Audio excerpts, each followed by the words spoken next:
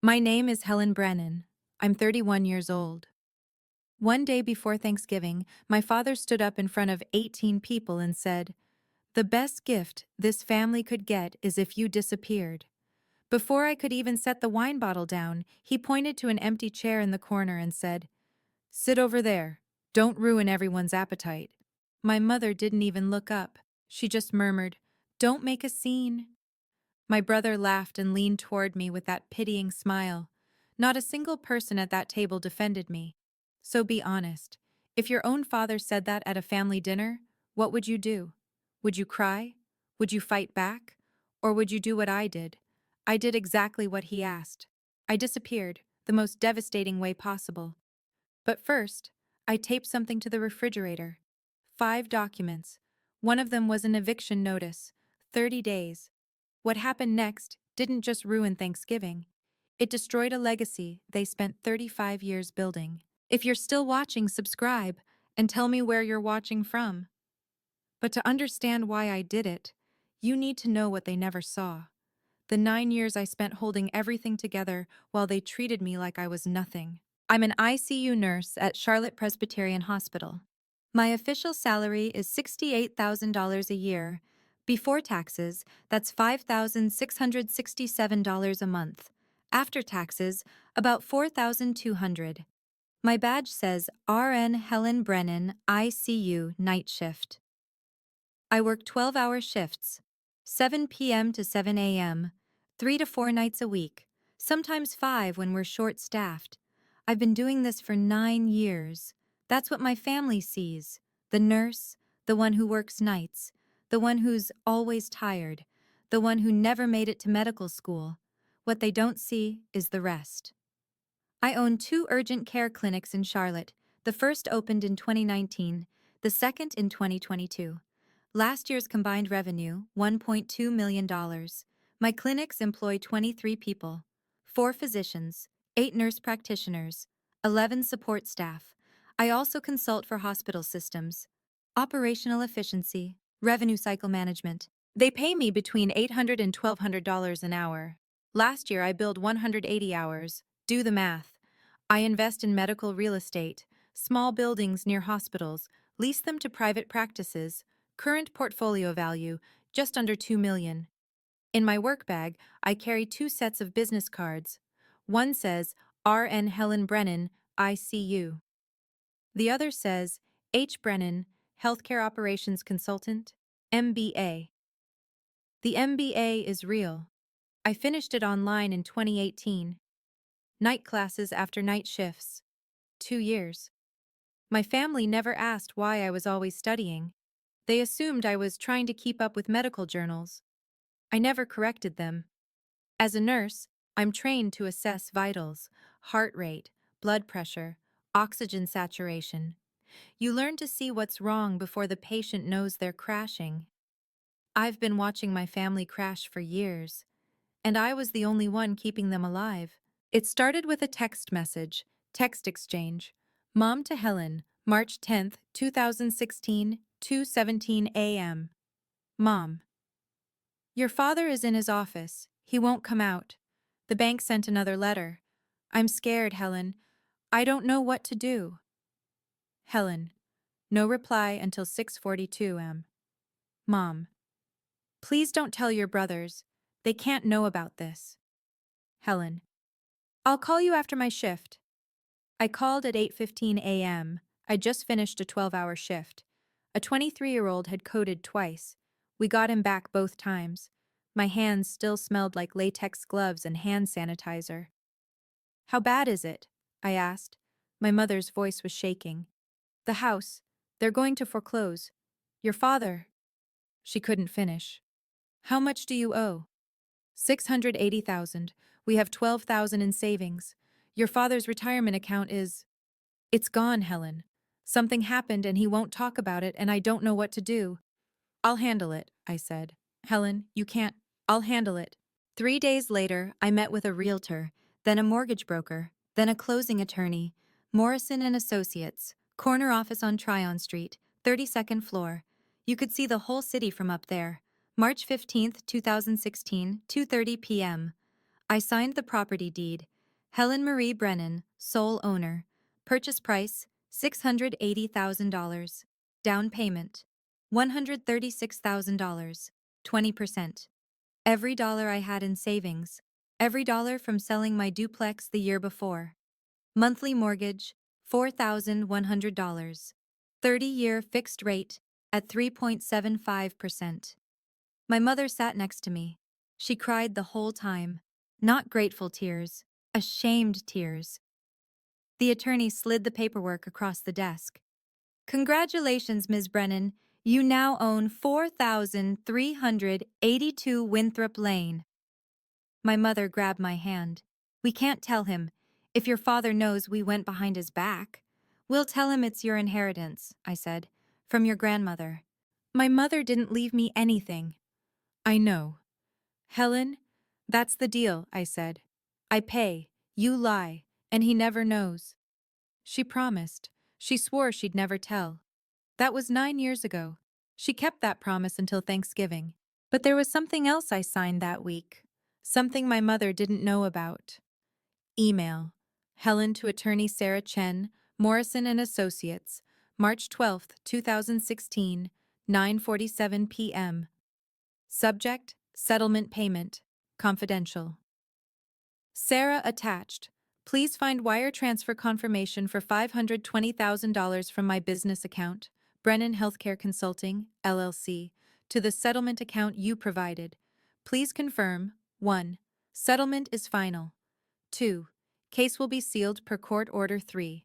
My name will not appear in any public documents 4. My father will not be informed of the payment source.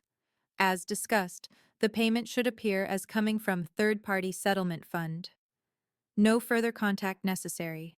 HB $520,000. 3 days before I bought my parents' house, I paid that.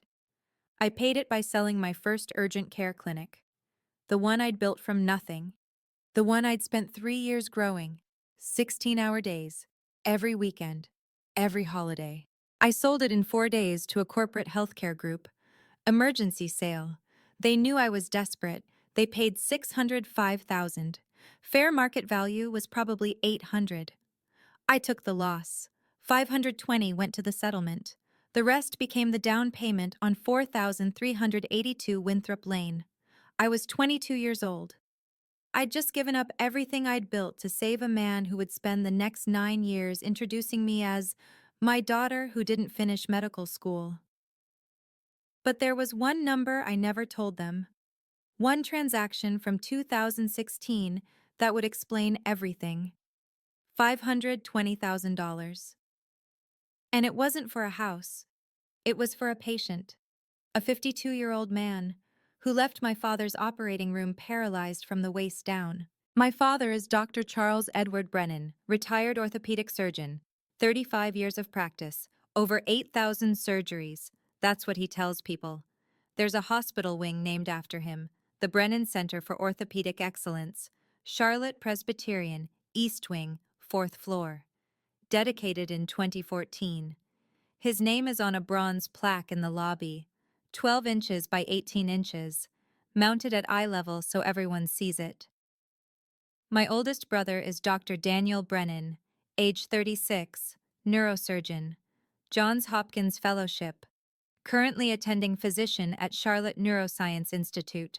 He operates on people's brains, aneurysms, tumors, spinal cord injuries. He makes $400,000 a year, plus bonuses.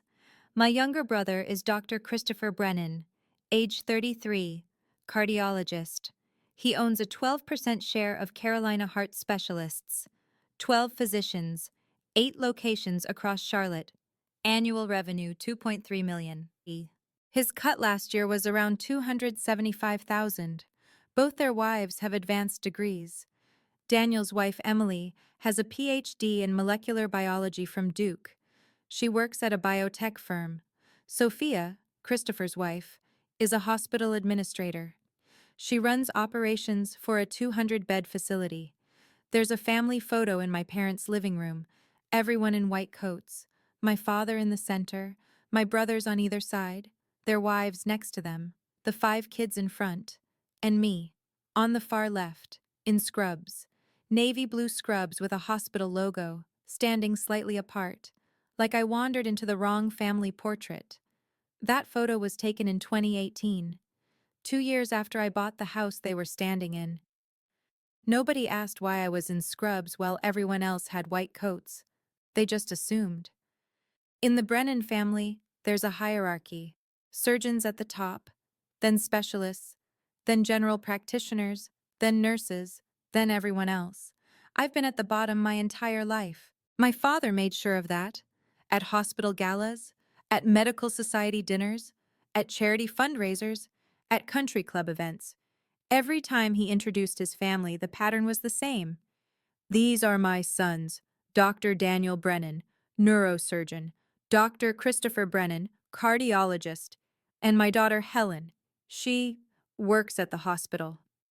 Not she's a nurse, just she works there. Like I cleaned floors. December 10th, 2023. My father's 60th birthday. Dinner at the Capitol Grill. Private dining room. 40 people. Doctors. Hospital board members. Medical device executives. People whose names were engraved on hospital equipment. Dinner cost $8,000. I know because I saw the invoice later. My mother had asked me to help with the deposit. I sent her $1,500. She never mentioned it again. My father stood to give a speech at 8:30 p.m. He'd had 3 bourbons by then. Woodford Reserve, neat. I counted. I want to thank everyone for being here tonight, he said. 60 years, 35 of them spent in medicine. I've been blessed, truly blessed. He talked about his career, his achievements, his surgeries, the hospital wing. Then he talked about his legacy. I'm most proud of my sons, he said. Dr. Daniel Brennan and Dr. Christopher Brennan. They followed in my footsteps. They're carrying on the Brennan name in medicine. When I look at them, I see everything I worked for, everything I built. He raised his glass. To the next generation of Brennan physicians. Everyone applauded, glasses clinked, cameras flashed. Then my father looked at me. And my daughter Helen, she found her own path. God bless her. The room laughed, polite laughter, knowing laughter. The kind of laughter that says everyone understands the unspoken part. She found her own path equals. She couldn't handle medical school. She found her own path equals. She settled for less. She found her own path equals. She wasn't smart enough. I smiled. I held my wine glass. I nodded. And I thought about a number. $4,100. The mortgage payment I'd made 3 days earlier. On the house he was celebrating in. On the house he thought he owned. On the house that allowed him to host 40 people for an $8,000 dinner. I thought about the 105 payments I'd made before that one. $430,500 total. I thought about the $520,000 I'd paid in 2016. The settlement he never knew about. The career I'd saved.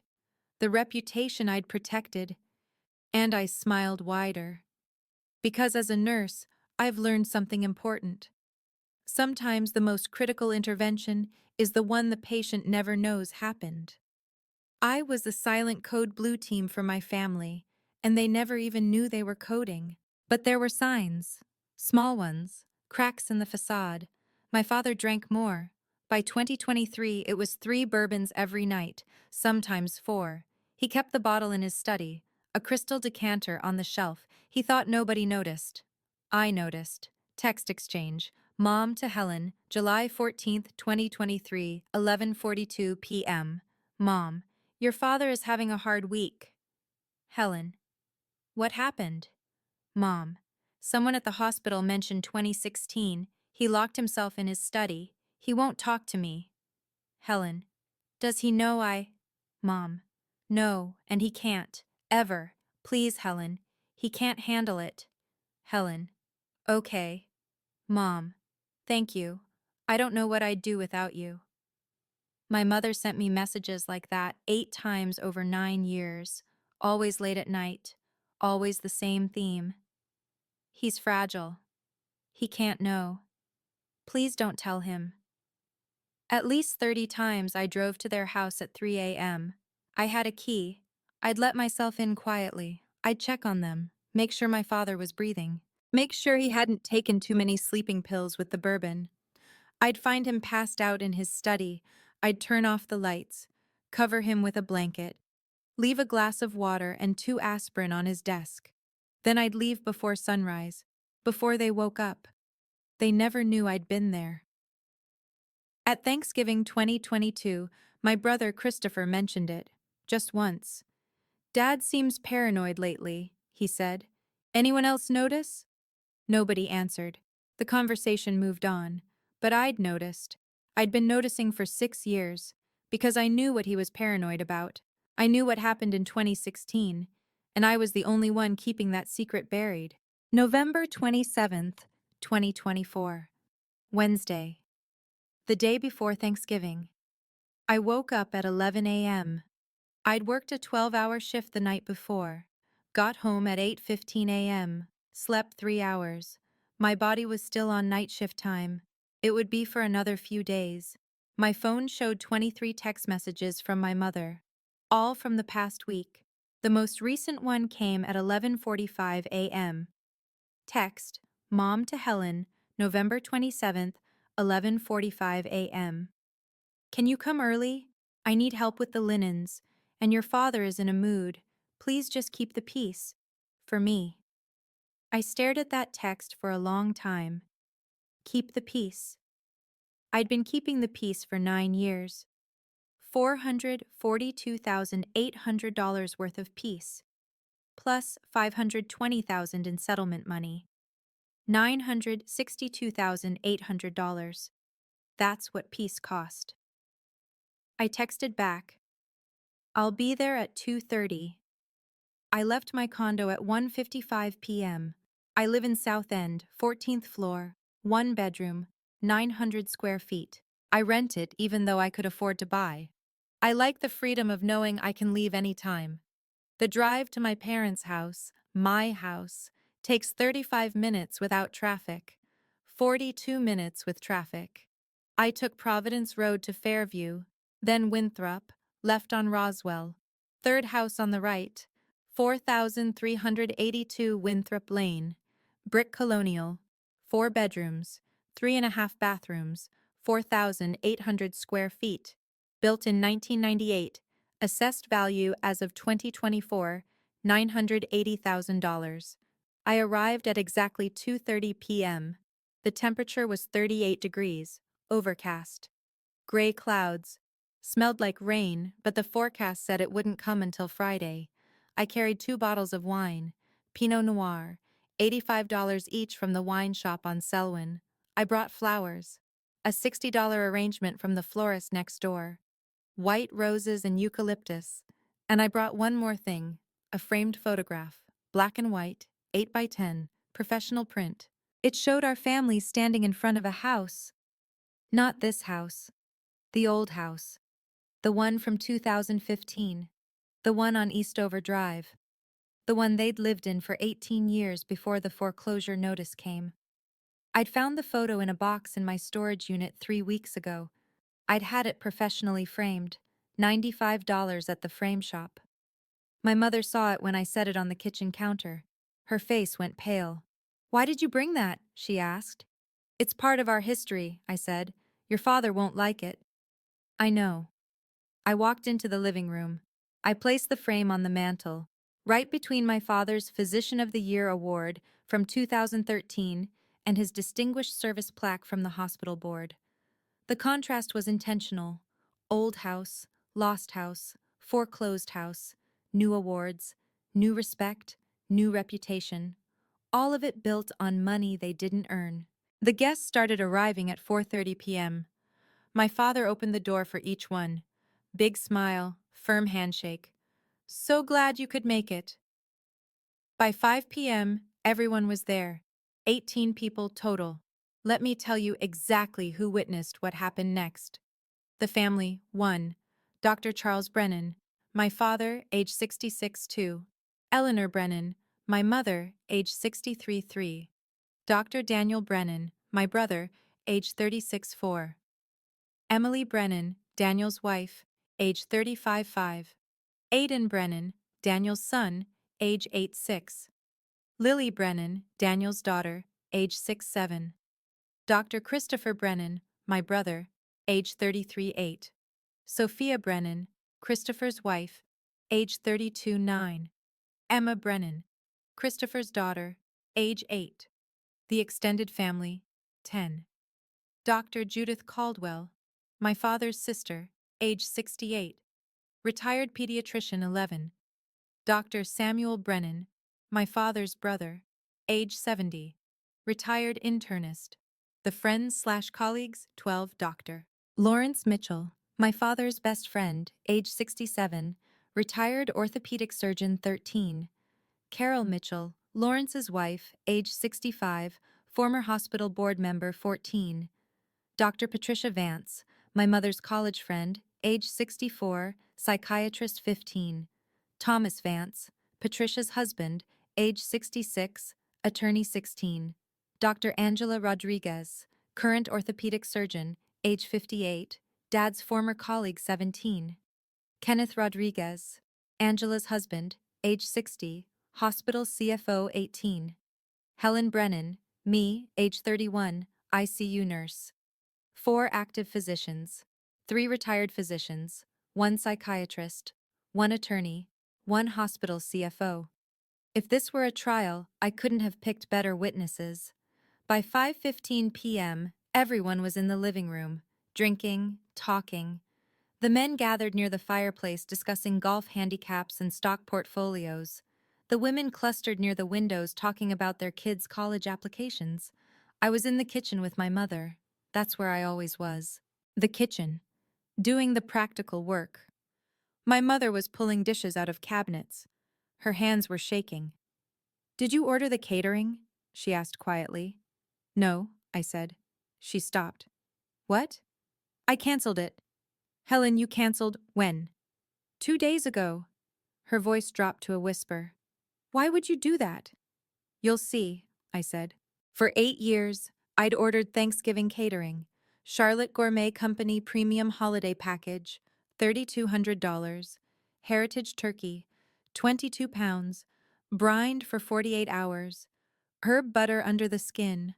Roasted to 165 degrees internal temperature. Truffle mac and cheese. Made with Gruyere, Fontina, and white cheddar. Fresh thyme. Panko crust. Bourbon glazed carrots. Maple mashed sweet potatoes. Green bean almondine. Cranberry orange relish. Cornbread stuffing with sage and andouille sausage. 3 desserts. Bourbon pecan pie. Pumpkin cheesecake. Apple tart with vanilla bean ice cream. Every year, the same order. Every year, delivered at 2 p.m. on Thanksgiving Day. Every year my father would say to the guests, "Eleanor's been cooking since Tuesday. She's incredible." And my mother would smile and say, "It's nothing, I love doing it." She never cooked any of it. She reheated it, transferred it to serving dishes, made it look homemade. I paid for all of it. $3,200 every November. This year I canceled it.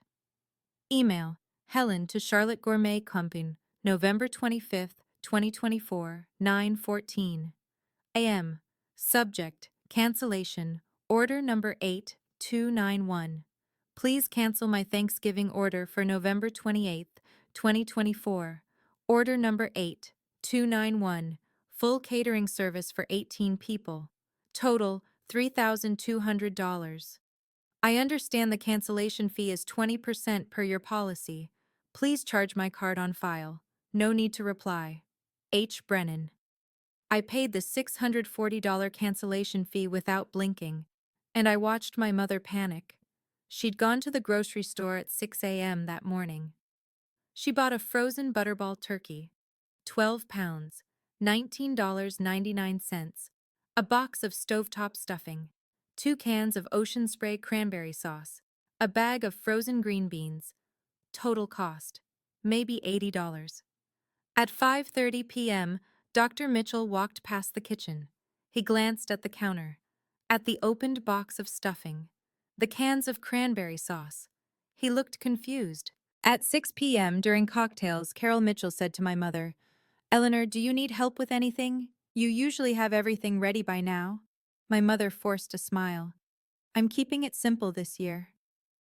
"Oh," Carol said. "That's nice. Different from usual, though. I was looking forward to your truffle mac and cheese." My mother's smile didn't reach her eyes. Change of plans. I stood in the doorway, watching, saying nothing. As a nurse, I know what it looks like when someone's vitals are crashing. Elevated heart rate, shallow breathing, pale skin, trembling hands. My mother was coding, and I was the only one who could save her.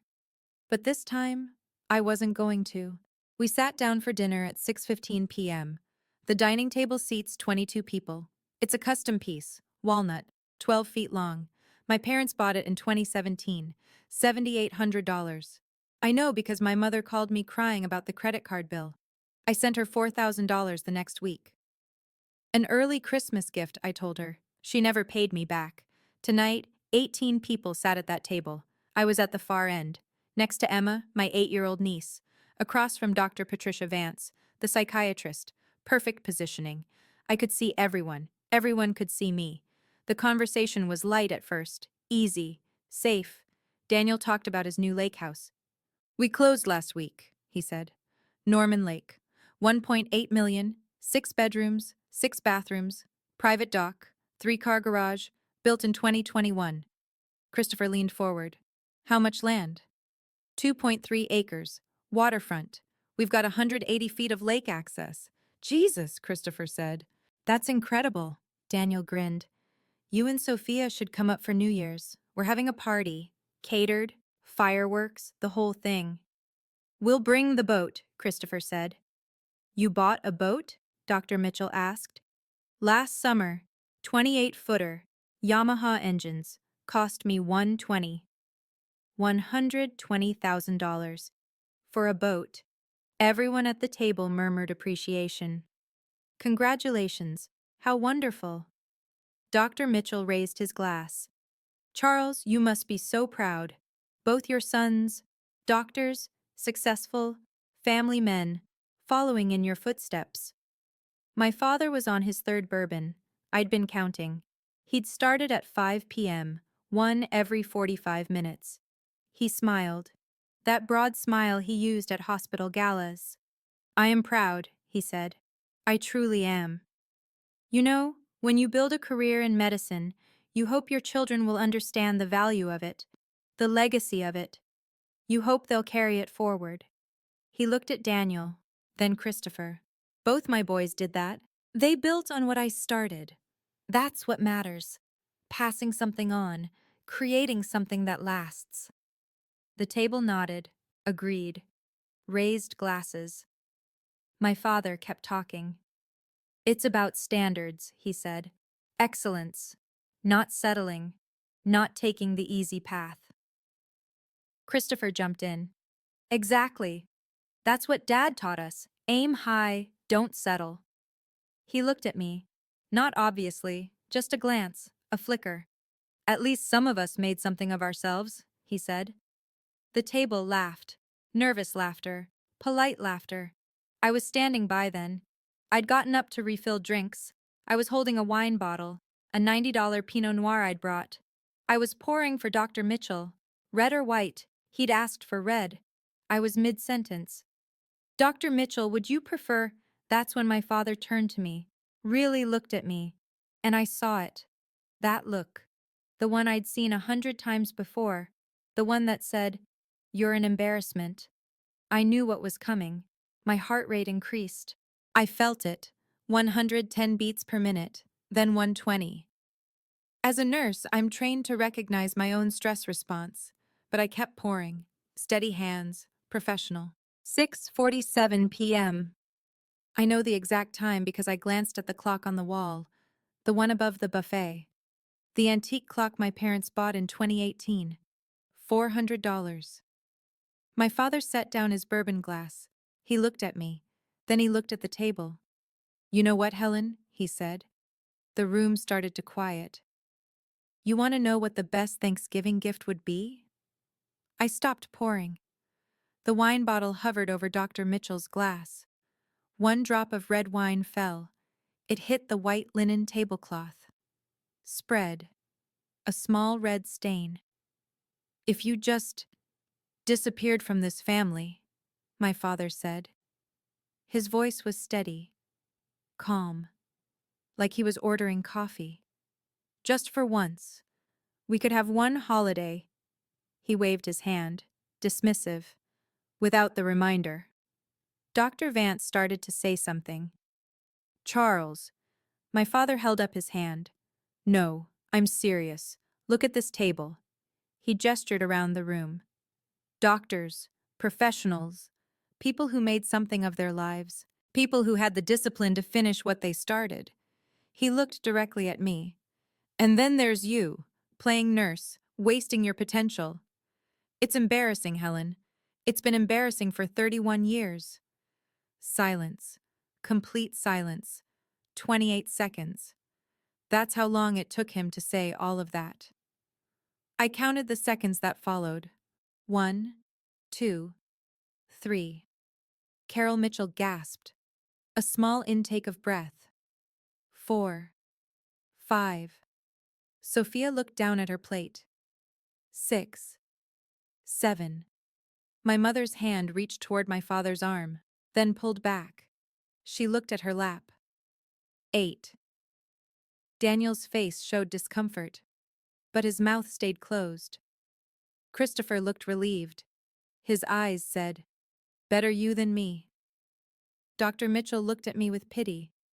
That particular kind of pity reserved for lost causes. Dr. Vance, the psychiatrist, watched me like I was a patient. Clinical assessment, evaluating my response. Thomas Vance, the attorney, shifted in his seat, uncomfortable but unwilling to intervene.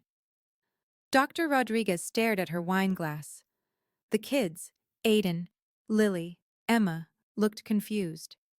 Emma looked at me, then at her father, back to me, and my mother. My mother who'd sent me 23 texts that week. Please keep the peace. Don't make a scene. He's in a mood. My mother who'd known for 9 years that I owned this house, that I'd saved my father's career, that I'd paid $520,000 to protect his reputation. My mother who'd watched me pay $4,100 every single month for 108 months. She didn't say a word. 8 seconds of silence. In those 8 seconds, I did the math. 108 payments, $4,100 each. $442,800. Divided by the number of times he'd humiliated me publicly. At least 15 times that I could remember. Major events. Hospital galas. Charity dinners, family weddings. Family. That's $29,520 per humiliation, plus the $520,000 settlement. Plus the 3 years I spent building a business I sold in 4 days. Plus the 30 times I drove here at 3 a.m., plus 9 years of keeping his secret. 8 seconds. And then I knew exactly what I was going to do. I put the wine bottle down, very carefully, centered it exactly in the middle of the side table. Then I looked at every single face at that table. Starting on my left, Dr. Mitchell. Pity. Carol Mitchell. Shock. Dr. Vance. Clinical curiosity. Thomas Vance. Discomfort. My mother. Guilt. Fear. But still silent. My father. Satisfaction. Like he'd finally said what he'd been wanting to say for years. Dr. Rodriguez. Second-hand embarrassment. Kenneth Rodriguez. Looking away. Aunt Judith. Sadness. But no words. Uncle Samuel. Same. Christopher. Relief. Sophia, awkward. Daniel, uncomfortable. Emily, pity.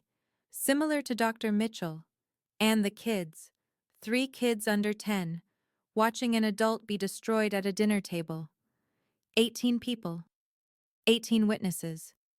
Not one of them said a word. Not one of them stood up for me. Not even my mother. Especially not my mother. I picked up my purse from the floor beside my chair. I picked up my car keys from the buffet. My mother's voice. Helen, wait. So quiet. So weak. The same weak voice she'd used every time I asked if we should tell my father the truth. Not yet. He's fragile. He can't handle it. 9 years of that voice. I opened the front door. The cold air hit me. 38 degrees. It felt clean. 6:52 p.m. 5 minutes since my father told me to disappear. I walked to my car. 2019 Honda Accord. Reliable. Paid off. Nothing flashy. I sat in the driver's seat. I didn't start the engine. I sat there for 3 minutes, thinking. As a nurse, I'm trained to make critical decisions under pressure. When a patient is coding, you don't have time to debate. You assess, you decide, you act. My family had been coding for 9 years. I'd been running the code, doing chest compressions, pushing medications, keeping them alive. But tonight, I realized something. Sometimes the most important decision you can make is when to call time of death. Sometimes the patient is already gone. You're just keeping the body warm. I started the engine. I drove to Secure Space, Charlotte. 22 minutes. I had work to do. Secure Space. Charlotte is on Monroe Road, 3 miles past the hospital where I work. I've rented Unit 8E for 9 years, $95 per month, automatically charged to my credit card on the first of every month. 9 years times 12 months times $95, $10,260. That's what it cost to store the evidence of my family's lies. I arrived at 7:15 p.m. The facility is open 24 hours. Keycard access. Security cameras on every hallway. I walked to the 3rd floor. Turned left. Unit 8E is at the end of the hall. 10 by 10 feet. Climate controlled. Concrete walls. Fluorescent lights. Inside, 4 fireproof filing cabinets. Gray metal. 4 drawers each. 16 drawers total, each drawer labeled. Property. 2016 to 2024. Mortgage. Monthly statements. Settlement. Legal documents. Bank records. Personal and business. Medical. Dad's records. HIPAA-compliant copies obtained legally. Correspondence. Emails and texts. Witnesses. Contact info and statements. Evidence. Miscellaneous. I opened the property drawer first. Inside, manila folders, organized chronologically. I pulled the one labeled Deed and Lease, Original Documents. Inside that folder, Original Property Deed, dated March 15th, 2016. Notarized.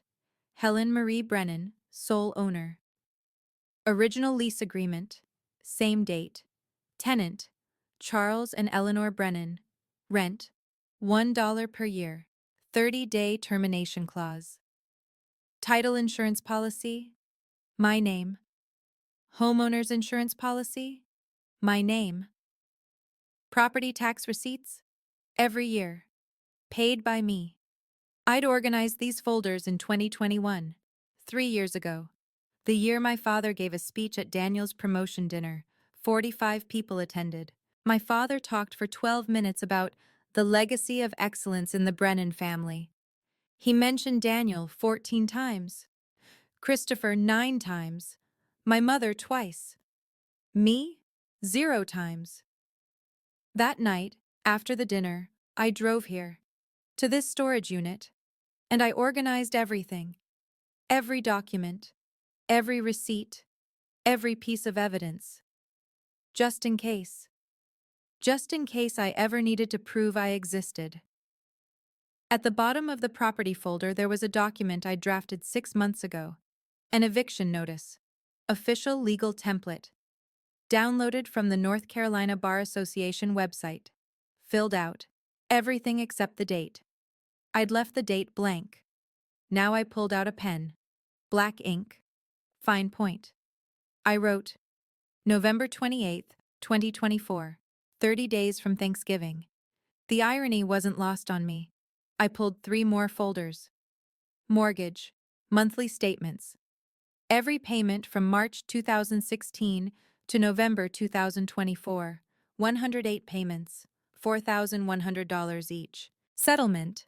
The Morrison and Associates file, including the sealed court documents, the settlement agreement, the wire transfer confirmation, bank records, my business account showing the sale of my first clinic.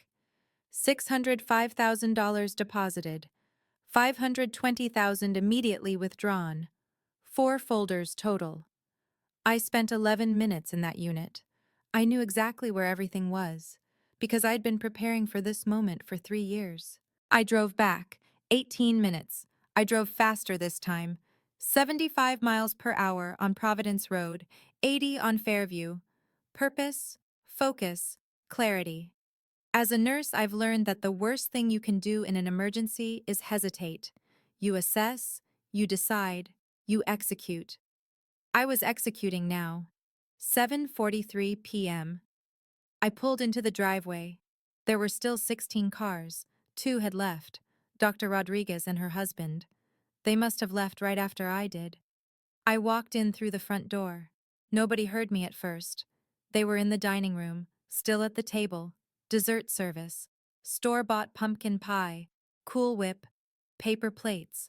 The contrast to previous years was stark. People were on their phones, having quiet, awkward conversations. The energy was dead. My father was on his 4th bourbon, maybe his 5th. I couldn't tell anymore. He was explaining something to Dr. Mitchell. I caught fragments. Always been sensitive, overreacts to everything. I was just being honest. My mother was in the kitchen, crying quietly. Aunt Judith was with her, rubbing her back. I walked past Dr. Mitchell. Helen, he said, we were just...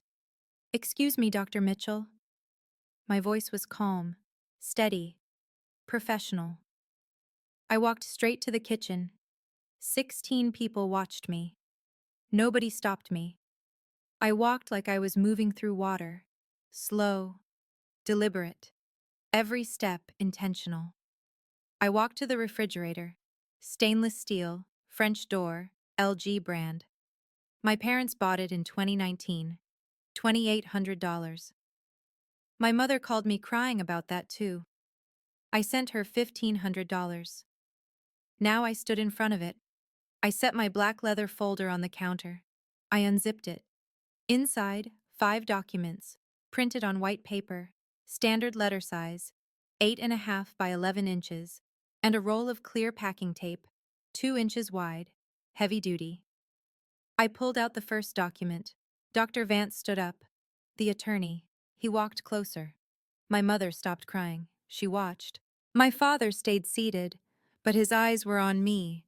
16 people, all watching. Nobody spoke. I pressed the first piece of tape to the refrigerator door. The sound echoed in the silence. A sharp click as the tape pulled from the roll.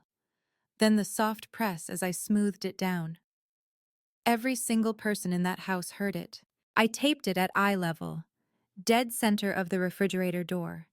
The document was simple, clean, official.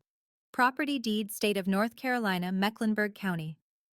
Property address, 4382. Winthrop Lane, Charlotte, NC 28210. Grantor, First National Bank of Charlotte. Grantee, Helen Marie Brennan. Purchase price, $680,000. Date, March 15, 2016. Recorded, March 16, 2016. Book 12847, page 293. At the bottom, the notary seal. Official, legal, undeniable. Gasps. Carol Mitchell, Sophia. I heard Dr. Vance whisper, "My God." I taped it directly next to the deed. Residential lease agreement. Landlord, Helen Marie Brennan. Tenant, Charles and Eleanor Brennan. Property address, 4382. Winthrop Lane, Charlotte, North Carolina. 28210 monthly. Rent, $1 per year. Lease term, annual renewal, terminable by landlord with 30 days written notice. Date, March 15th, 2016. Both my parents' signatures at the bottom. Both of them had signed. They'd both known. Dr. Vance stepped even closer, put on his reading glasses, read every word. "Jesus Christ," he whispered. One page, I'd created it this morning, printed from my online banking portal. Mortgage account summary, account. Holder, Helen M. Brennan. Property, 4382 Winthrop Lane. Account number, 6291. Monthly payment, $4,100. Payment, date, 1st of each month. Payments made, 108, March 2016 to November 2024. Total paid, $442,800. Current balance, $389,000. I taped it below the lease. Daniel stood up, walked over, stared at the numbers. "Is this real?" he whispered to Emily. Emily didn't answer. She was staring too. This one was partially redacted. I'd blacked out the patient's name with a marker, but the rest was visible. Confidential settlement agreement. Morrison and Associates, attorneys at law. Case, redacted, versus Dr. Charles Edward Brennan. Settlement amount, $520,000. Payment source, Helen M. Brennan, third party. Date, March 12, 2016. Status, case sealed per court order. Case number 1, 6CV 8829. At the bottom, signatures, the patient's attorney, Morrison and Associates, and a line that said, "Third-party payment accepted in full satisfaction of judgment." I taped it next to the bank statement. My father stood up. "Helen, what are you—" I held up one finger. One finger. That's all. He stopped talking. 16 people held their breath. Document number 5, Eviction Notice Official Form, downloaded from the NC Bar Association. 30-day notice to vacate. Date November 28, 2024. To Charles and Eleanor Brennan. From Helen Marie Brennan, landlord. Property, 4382. Winthrop Lane, Charlotte, North Carolina, 28210. Reason, termination of lease agreement per Section 4. B. Vacate. Date December 28, 2024. Notice, failure to vacate by the specified date will result in formal eviction proceedings pursuant to NC. General Statute Section 4226. Law enforcement may be contacted to ensure compliance. I taped it at the very top, centered above everything else. 12 pieces of tape total, pressed down firmly, deliberately. The refrigerator looked like a prosecutor's evidence board, which I suppose it was. I stepped back, looked at my work, then I turned around. 16 faces staring at me. "You have 30 days, I said. My voice was steady, calm, like I was giving discharge instructions to a patient. "After that, you're trespassing in my house." For 3 seconds, nobody moved. Then Dr. Mitchell spoke. "Charles," his voice was quiet, careful. "What is this? What settlement?" My father's face had gone white. Actually, white, like someone had drained the blood from it. "It's nothing," he said. "A misunderstanding. Helen, where did you get these documents? This is private." "Private?" I said. "You mean sealed. Sealed by court order. Because in February 2016, a 52-year-old patient went into your operating room for a routine knee replacement, and he left paralyzed from the waist down." The room went silent again. The hospital investigated. They found evidence of judgment impairment. You'd had 3 drinks before the procedure. It was in the incident report. The hospital gave you a choice: retire quietly with your reputation intact, or face a public trial where all of it would come out. Dr. Vance, the psychiatrist, stared at my father. Charles, is this true? My father said nothing. Thomas Vance, the attorney, leaned closer to document number 4. The settlement. The payment structure is unusual, he said. Third-party payment. That's typically done to conceal the payer's identity from the defendant. He looked at me. Helen, you paid $520,000? Yes. How did you? I sold my business. My first urgent care clinic. I'd spent 3 years building it. 14-hour days, every weekend, every holiday. I sold it in 4 days to a corporate healthcare group. Emergency sale. They knew I was desperate.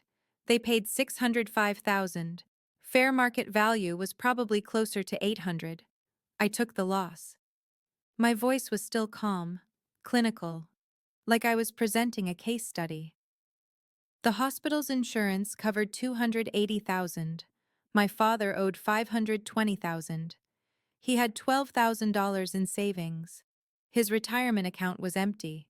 He'd drained it trying to pay the patient's initial medical bills before the lawsuit was filed. I looked at my father. You couldn't afford the settlement. The hospital was going to let it go to trial. Your name would have been in the newspaper. The medical board would have investigated. You would have lost everything. My father tried to speak. It was a complication. These things happen in surgery. The complication was your blood alcohol level, I said. 0.08. That was in the incident report too. Dr. Rodriguez gasped. You operated drunk? She said. Christopher's voice cut through. You knew? He was staring at my mother. Mom, you knew about all of this? My mother's face crumpled. 8:14 p.m. She'd held it together for 29 minutes since I'd taped the documents to the refrigerator. Now she broke. I couldn't tell him, she said, crying. Helen made me promise. No, I said, my voice sharp. Don't put this on me. You couldn't tell him because you were afraid he'd leave you. That's what you said. I remember the exact words, March 15th, 2016. We were sitting in the attorney's office.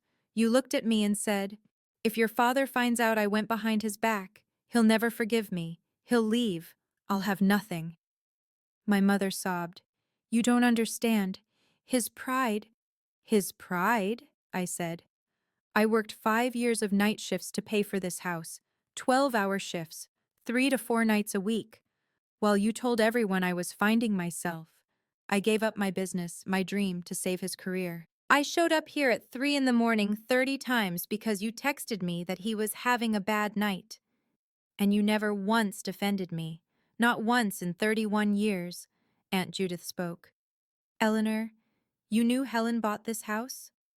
My mother nodded, still crying. The bank was going to foreclose, she said. We were going to lose everything. Your father was devastated. He wouldn't leave his study. He stopped eating. And Helen said she had money. She said she could fix it. And we agreed to tell Charles it was my inheritance. Daniel interrupted. There was no inheritance? Grandma didn't leave you anything? My mother shook her head. Christopher looked at me. So we've been living in your house for 9 years? Yes, I said. And you paid the mortgage every month?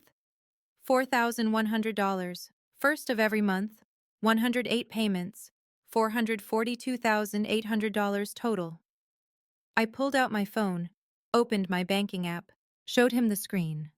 Automatic payment scheduled for December 1st, 2024, $4,100. I was going to make payment 109 in 3 days, I said. But now I'm not. Christopher asked the question that changed everything. The malpractice case, he said slowly.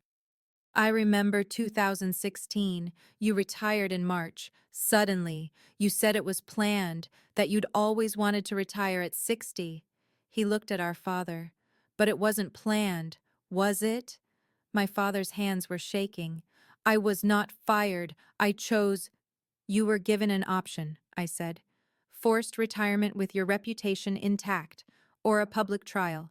The hospital's insurance covered $280,000. You owed $520,000. You chose retirement. You chose to let your 22-year-old daughter sell her business to save you. Dr. Vance stood. Charles, you let your daughter, a child, pay over $500,000 to protect your reputation?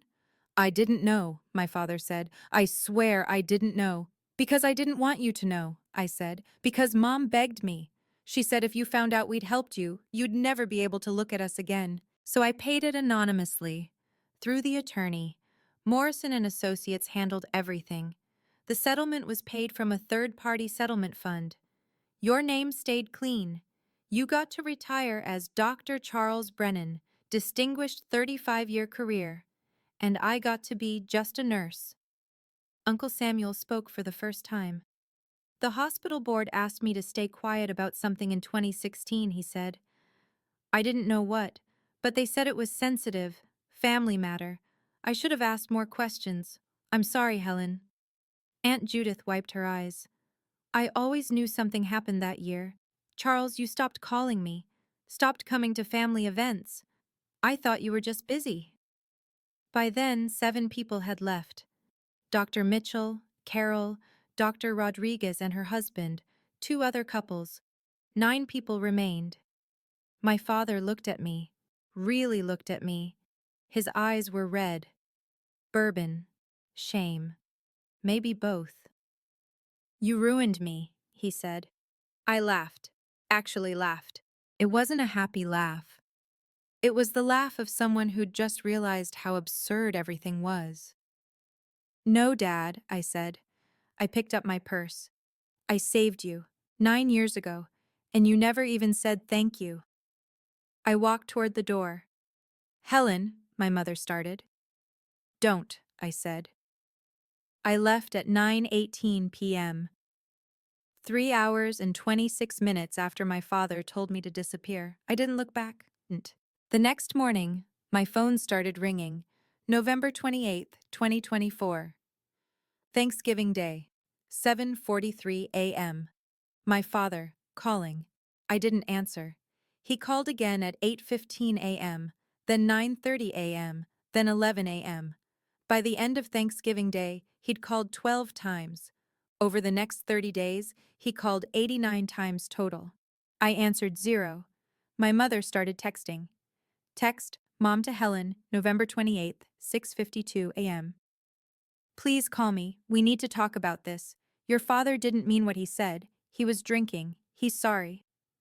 Mom, 11:34 a.m. Helen, please, it's Thanksgiving. Can we just talk? Mom, 4:17 p.m. You're destroying this family. Mom, 9:28 p.m. I know you're angry, but this is going too far. Please. Over 30 days, she sent 156 text messages. I replied once, December 3rd, 2:14 p.m. I hope it was worth it. Daniel called on December 1st.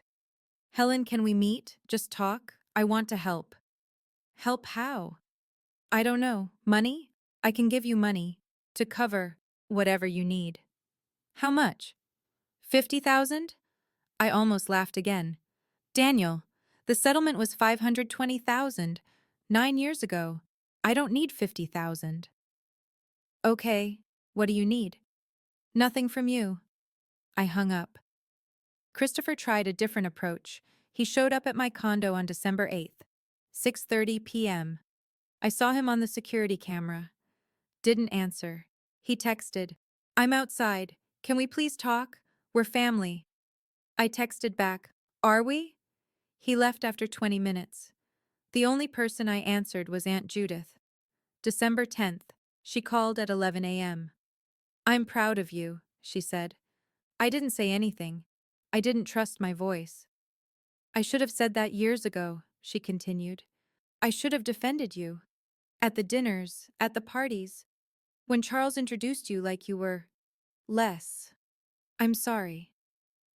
Thank you, I whispered. Do you need anything? No, I'm okay. Are you really? I will be. December 28th, 2024, 3 p.m. Exactly 30 days after the eviction notice, I went back to the house one last time. My parents had moved out the day before. They were living in Christopher's guest house. Above his three-car garage, 1,200 square feet, one bedroom, one bathroom, kitchenette. I walked through the empty rooms, 4,800 square feet, all empty. I didn't take anything except my personal belongings, some clothes I'd left in the guest room closet, a few books, a photo of my grandmother. I left the furniture, the dishes, everything. On the kitchen counter, I left the framed photograph, the one of the old house, the 2015 house they'd almost lost. I didn't leave a note. There was nothing left to say. The story spread. Not from me. I didn't tell anyone. But Dr. Mitchell asked questions. He was on the hospital board, had been for 15 years. He started asking about 2016, about my father's retirement, about sealed cases. By January 2025, there was an informal investigation. They didn't find anything criminal. The settlement was legal. The case was properly sealed. But people knew something had happened. And people talked. My father's name was quietly removed from consideration for the Lifetime Achievement Award at the Charlotte Medical Society Gala. The gala was scheduled for March 2025. He'd been a finalist, expected to win. They gave it to someone else. Didn't even invite him to attend.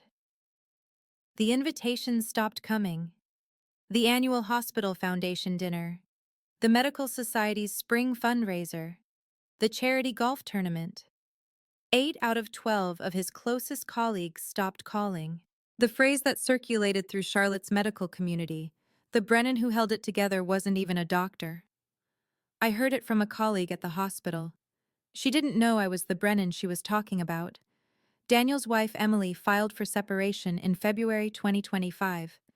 The official reason: irreconcilable differences.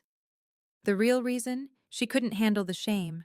Couldn't handle the whispers at her biotech firm. Couldn't handle people asking, "Is your husband related to that surgeon?" Christopher's cardiology practice lost 3 referring physicians. They didn't say why, just quietly started sending patients elsewhere. Cost to his practice, approximately $180,000 annually. The Brennan legacy my father had spent 35 years building? It didn't disappear. It just stopped being his. I listed the house on January 15th, 2025. I hired a real estate agent. Professional photos, virtual tour, open houses. It sold in 6 weeks. February 28th, 2025. Closing date. Sale price, $1,020,000. After paying off the mortgage, closing costs, and agent fees, I netted $340,000. I deposited it in my business account. On June 2nd, 2025, I opened my 3rd urgent care clinic, Brennan Health Partners, East Side. The sign went up at 9 a.m. Big letters, blue and white, professional, not Dr. Brennan Health Partners, just Brennan. My name, my legacy. Total annual revenue across all 3 clinics, $1.85 million. My personal salary, $195,000, plus profit sharing. I hired 12 new staff members for the East Side location, 4 nurse practitioners, 3 medical assistants, 2 front desk, 1 office manager, 2 techs. Total employees across all 3 clinics, 35 people. 35 people who call me Helen, not Dr. Brennan's daughter, not the nurse, just Helen. I bought my own condo in April 2025. South End, 20th floor, 2 bedrooms, 1,300 square feet, floor-to-ceiling windows overlooking the city. Purchase price, $425,000. I paid cash, no mortgage, no landlord, no lease, just me. The deed has one name on it, Helen Marie Brennan.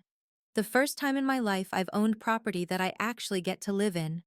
I furnished it exactly how I wanted: modern, clean, minimal, white walls, light wood floors, plants, lots of plants.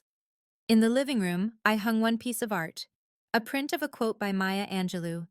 You may not control all the events that happen to you, but you can decide not to be reduced by them. I read it every morning. It reminds me who I am and who I'm not anymore. April 18th, 2025. A letter arrived at my clinic. My office manager brought it to me. This came for you, personal, hand-delivered. It was in a cream-colored envelope, my name handwritten on the front, fountain pen, my father's handwriting. I didn't open it for 3 days. On day 4, I did. 3 pages, handwritten, same fountain pen. Dear Helen, I was wrong. I know that doesn't change anything. I know it doesn't fix what I did, what I said, what I've been saying for 31 years. I was proud, too proud to admit I needed help, too proud to admit I'd failed, too proud to see that the person holding everything together was the one I kept pushing away. I was ashamed of the malpractice case, of losing our money, of needing my daughter to save me. So I lashed out. I made you the target of all my shame. I didn't know how to thank you without admitting I needed you. And I couldn't admit I needed you without destroying the image I had of myself. I'm sorry. I'm so sorry. Dad. I read it 11 times over 3 weeks. On May 9th, I replied, 1 page, handwritten. Dad, I forgive you. I need you to know that. I forgive you for what you said, for what you didn't say, for what you didn't see. But I don't trust you. Maybe someday, but not today. I hope you understand the difference. Helen. I mailed it. No return address. I didn't want him showing up at my clinic. Not yet. Maybe not ever. 9.2. The one who got it. 160 words. My mother sent her own letter. May 2nd. 1 paragraph. I was afraid. If I defended you, he'd leave me. And I'd have nothing. I chose wrong. I know that now. I'm sorry. I didn't reply. May 15th, 2025. A different envelope arrived. Child's handwriting on the front. Inside, a drawing. Crayon. Bright colors. A woman in scrubs with a red cape. Above her head, in purple letters, Aunt Helen is my hero. At the bottom, I want to be a nurse like you when I grow up. Dad said you're the strongest person he knows. I love you. Emma, I cried. For the first time since Thanksgiving. I sent Emma a gift the next day. A stethoscope. Real one. Littman. Her name engraved on the chest piece. Emma Brennan, future nurse. With a note. For when you're ready, love, Aunt Helen. 9.3. The final insight. 140 words. That drawing is on my office wall now, right next to my business license, right next to my MBA diploma. All 3 say Brennan, and for the first time in my life, I'm proud of that name. People ask me if I regret it, losing my family. Here's what I tell them. I didn't lose my family that Thanksgiving. I lost the illusion that I ever had one, and what I found was something better. I found my worth. It was never hiding in their approval. It was in the deed to that house, in the $520,000 I paid when no one was watching, in every 3 a.m. drive, in every mortgage payment. My worth was always there. I was just the last one to see it. The best gift my father ever gave me was telling me to disappear, because when I did, I finally appeared. To myself. My name is Helen Brennan. I'm 32 years